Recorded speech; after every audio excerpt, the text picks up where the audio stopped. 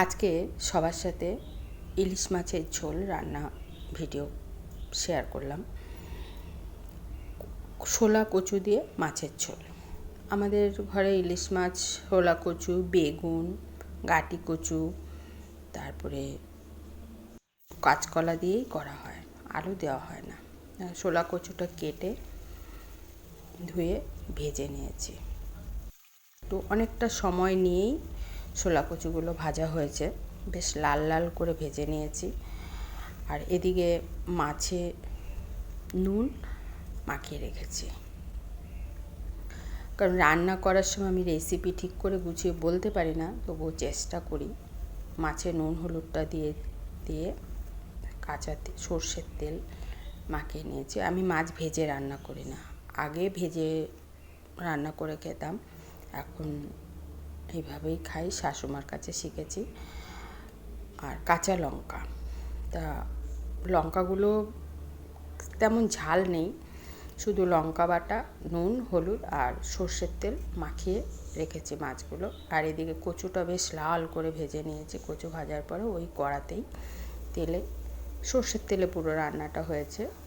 জিরে ফোড়ন দিয়ে মাছগুলো দিয়েছি।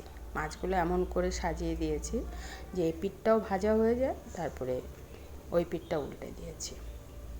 উলটপালট করে দিয়ে মাছটা ভাজাও হয়ে গেছে, তারপরে পরিমাণ মতো ঝোল দিয়েছি। বেগুন দিয়ে রান্না করলে কালো জিরে ফোড়ন দিই, আর শোলা কচু দিয়ে কাঁচকলা দিয়ে ঝোল রান্না করলে জিরে ফোড়ন দিই। আর অনেক রকমভাবে ইলিশ মাছ খাওয়া হয়, আমি চেষ্টা করি রান্নার ঘরে।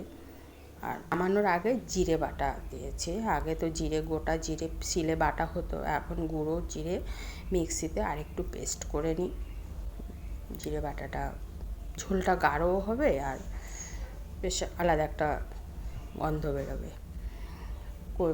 ঝোল উত্তু নিয়ে এসছে পর কচু ভাজাটা ওর মধ্যে দিয়েছি। ঝোলটা পাতলাই হবে, কচু ঝোলটা টেনে নেয় অনেকটা। ভিডিওটা অনেকটাই বড় হয়ে গেছে, কিভাবে কি হলো বুঝতে পারলাম না, তবুও চেষ্টা করি।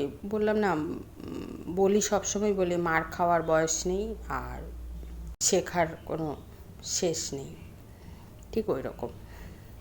মাছের ঝোল মোটামুটি আমার হয়ে গেছে। আমি অনেক রকমভাবেই মাছ রান্না করি, এক এক সময় এক এক রকম রান্না করি, সেটাই ভিডিও করে সবার সাথে শেয়ার করি। তা কেমন লাগলো অবশ্যই কমেন্ট করে জানাবেন।